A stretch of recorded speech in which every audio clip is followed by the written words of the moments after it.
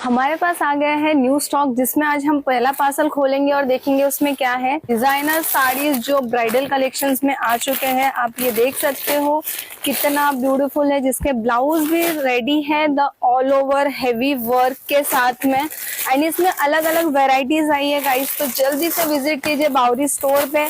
में new colours add हुए हैं सारे। और ये फैब्रिक देख सकते हैं, ये जिराफ सिल्क फैब्रिक है गाइस। लुक एट द, ये देखिए फैब्रिक देखिएगा इनका।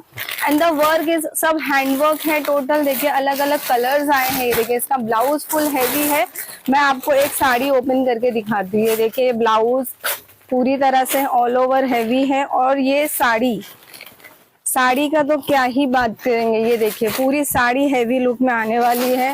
ये देखिए कितनी सुंदर साड़ी है। अंदर ये स्पेशली ब्राइडल कलेक्शंस में है, या ब्राइड्स की मॉम को भी अगर वेयर करनी है तो। ये देखिए साड़ियों का कितना ब्यूटीफुल कलेक्शन आया है। So visit the Bawri store. Thank you.